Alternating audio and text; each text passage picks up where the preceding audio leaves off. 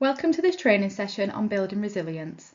Today we're going to think about why resilience is important, especially for children and young people who may face challenges in their daily lives. We'll look at what resilience is, why it matters, and how can we help to build it both in young people and within our school environments. My name is Danielle Dinsmore and I am a Trainee Education Mental Health Practitioner in the Calderdale Mental Health Support Team. The Mental Health Support Team is part of the Open Minds Partnership, which also includes CAMHS. Open Minds provides specialist mental health support for children and young people, along with advice, signposting and access to additional support such as neurodevelopmental assessments. As part of the Mental Health Support Team, we also provide mental health interventions directly in schools, making support more accessible for pupils, staff and families. By the end of this session, you should understand what resilience is, why resilience is important, and feel confident about strategies you can use to help build resilience in the children and young people that you work with. Before we begin, this is just a reminder to look after yourselves. Talking about mental health can be sensitive or triggering depending on your own experiences. So please feel free to take a break if you need one and speak to somebody if anything brings up any difficult feelings.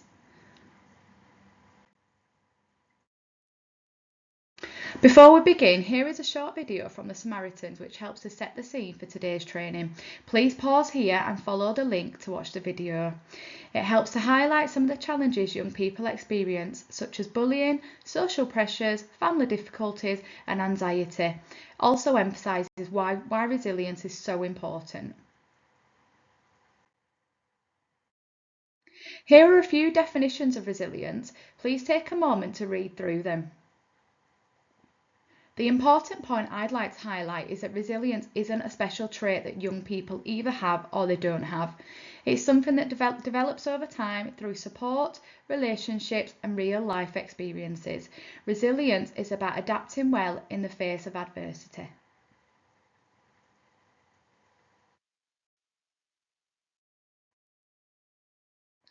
Resilience helps to promote good mental health. Life comes with ups and downs and we want young people to be able to bounce forward from challenges rather than feeling stuck or overwhelmed. Key elements of resilience include self-esteem, confidence and belief that they can manage change and the ability to problem solve.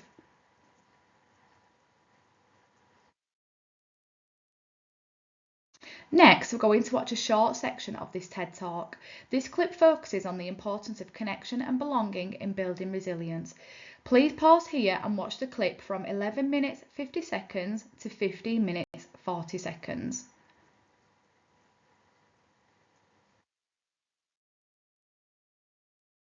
Resilience is built through a combination of personal characteristics and environmental influences. One of the strongest predictors of resilience is at least one stable, trusting relationship with a supportive adult. Young people build resilience through relationships, confidence, problem solving, opportunities, self-regulation skills, and having a sense of belonging or cultural identity. It's important to remember that resilience isn't something a child simply possesses. It emerges through interactions at home, at school and in the wider community.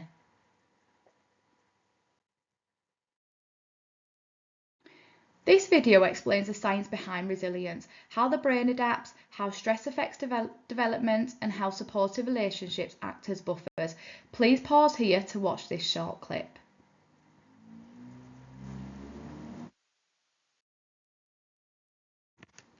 Resilience isn't unlimited. Even the most resilient young people can reach a snapping point when exposed to prolonged stress. Here are some examples of factors that can affect a child's resilience from family, individuals, peers, school and community contexts. These factors highlight why some young people may struggle more than others and why building resilience requires a compassionate and informed approach.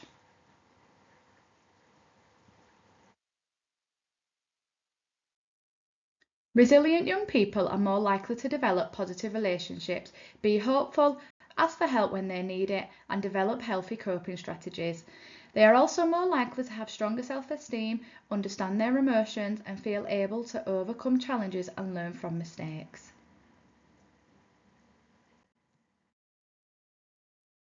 Here is another video that explains how resilience develops over time.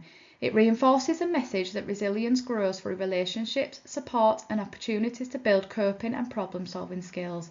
Please pause here to watch this short video.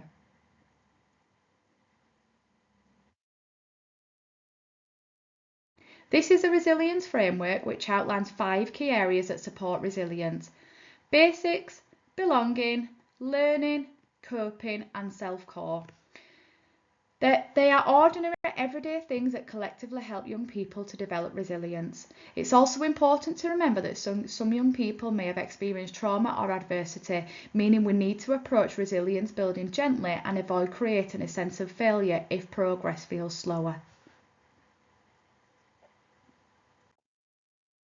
In your groups, I would encourage you to pause the video and take a few minutes to look at the resilience framework. Discuss any areas that you feel your school already supports well and any areas you think could be developed further.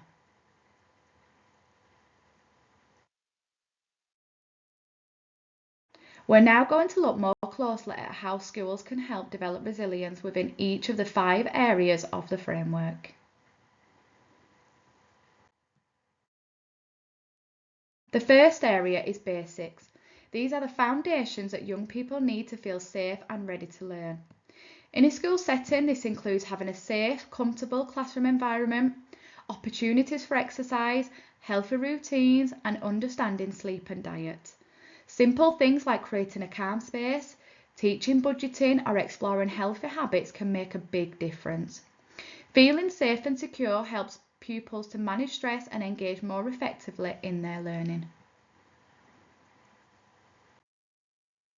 Belonging is central to resilience. Young people need to feel connected to peers, to staff, and to a place where they feel accepted. We can support this by providing safe spaces, helping pupils to develop friendships, encouraging involvement in clubs or activities, and giving them responsibilities that build identity and confidence. Finding even one strong positive relationship can be incredibly powerful for a young person. Learning also helps young people function successfully in school and life. This includes helping them set goals, develop organisational skills, understand boundaries and recognise their own achievements. Encouraging independence, for example, helping them to solve problems rather than giving immediate solutions, can help build confidence and problem-solving skills. Celebrating all kinds of achievements also boosts resilience. Coping skills help young people to manage everyday challenges. This includes understanding boundaries, practicing bravery, problem solving, and using positive thinking. We can also help pupils to identify interest, develop emotional regulation skills, and know who they can lean on for support. Humour and fun also plays an important role in resilience, so allowing time for joy is very valuable. Core self is about identity and personal strengths. We want young people to develop hope for the future, empathy for others, self-awareness and a sense of responsibility. Helping them explore their talents and understand their feelings supports confidence and emotional development. We also want to ensure that they know where to get help, both in and outside of school. Now we'll look at some practical tools you can use to support resilience in your pupils. The Resilience Builder encourages young people to look at key areas of their life, such as eating, learning, exercise and coping strategies, and identify ways that they can take care of themselves. It also supports them to create a simple plan for building resilience across different areas. Helping pupils identify their own coping strategies is incredibly important. Encouraging them to understand what helps them to calm down, regulate their emotions, or manage difficult situations supports emotional resilience. There is also a link for the handout shown. Support networks are also vital for resilience. Helping pupils to identify trusted adults, friends, or other supportive people gives them a sense of belonging and safety.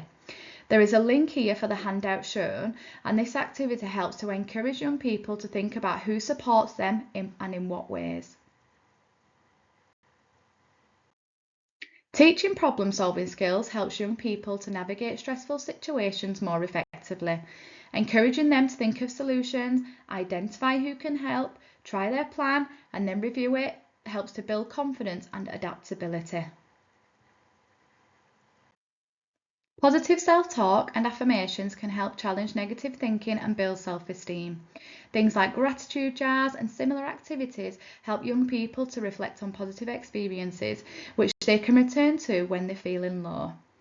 There is a link to the handouts shown, which are great resources to use. Healthy lifestyle habits, such as eating well, getting enough sleep, and regular exercise, can have a significant impact on emotional well-being. Exploring what healthy choices look like can help young people to build their own resilience toolkit. During adolescence, young people experience a lot of hormonal and brain development. The amygdala, which influences impulsivity and sensation seeking, develops earlier than the prefrontal cortex, which helps with impulse control. This can lead to risk-taking behaviour, which is normal but can be challenging.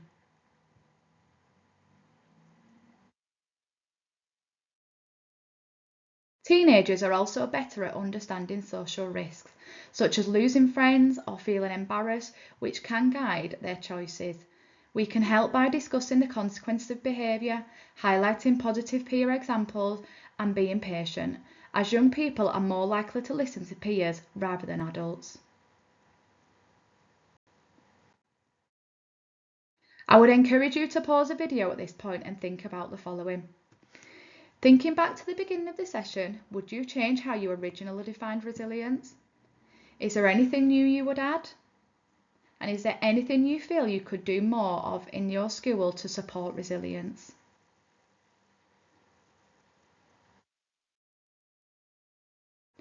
Here are some additional support options available locally for emotional well-being and mental health.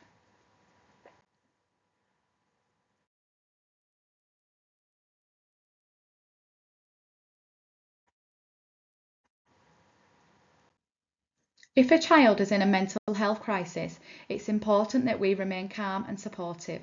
Here are the crisis support numbers and services available for immediate help.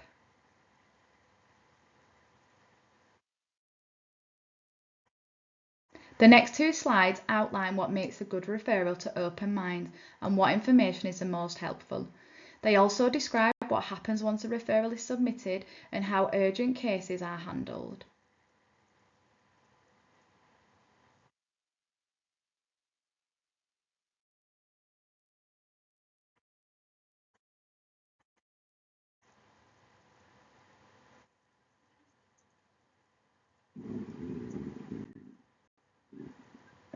SilverCloud offers free digital mental health support programs for young people and parents. It's suitable for mild to moderate difficulties and has a minimal waiting time. Referrals can be made using the information on the slides.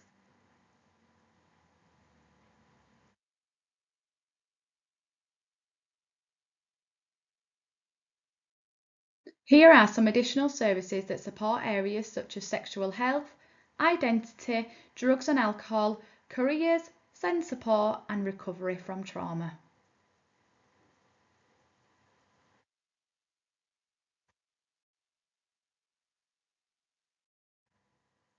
That brings us to the end of the session. Thank you for taking part. Here are the contact details if you'd like to follow up or find out more.